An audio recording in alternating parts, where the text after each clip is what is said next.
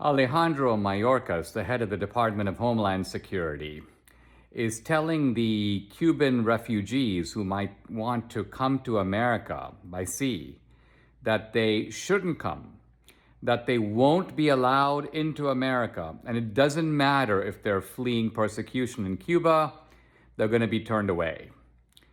Listen. Allow me to be clear. If you take to the sea, you will not come to the United States. The time is never right to attempt migration by sea. To those who risk their lives doing so, this risk is not worth taking.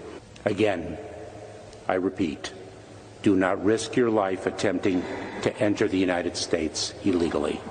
You will not come to the United States. Now, this statement is staggering on two levels. On the first level, here's a tweet from Mayorkas himself when he was nominated to be the head of DHS, the Department of Homeland Security. He goes, "When I was very young, the United States provided my family and me a place of refuge. Now I've been nominated to be the DHS Secretary and oversee the protection of all Americans and those who flee persecution in search of a better life for themselves and their loved ones." Mayorkas himself is of Cuban descent. And while affirming that he was thrilled to be in a position where he could help people like him fleeing persecution, he's now taking the exact opposite stance.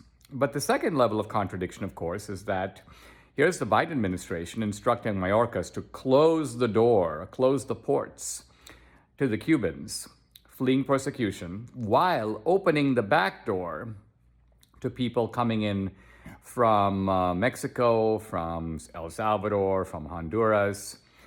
Now, the people from those countries are poor and they are fleeing poverty, but of course our refugee laws aren't aimed at poverty because half the world is poor, more than half the world is poor. If you basically said poverty by itself makes you eligible to come to America, you'd have, 1 billion Indians at the American door. So our refugee laws are very clearly aimed at allowing in people who are victims of systematic political repression. And the Cubans obviously qualify. Every Cuban qualifies under that standard, given the level of communist oppression in that country. So what could possibly explain the double standard in saying no to the Cubans, but yes to all these other refugees coming across the border of, say, Arizona or Texas? Well, the short answer is this: the Cubans are anti-communist. They're fleeing socialism. If they come to America, they're likely to want to identify with the Republican Party. These are freedom-loving people. The Democrats have no use for them. They don't want them here. They want fewer of them. But they're hoping, the Democrats on Mayorkas, is that if they take in these poor Salvadorans, these poor Nicaraguans, people essentially who are hungry, need a place to stay and some burritos, and they need some health care, the Democrats can provide those things. And in doing that, establish the lifelong, not just loyalty, but dependence of these migrants on the Democratic Party.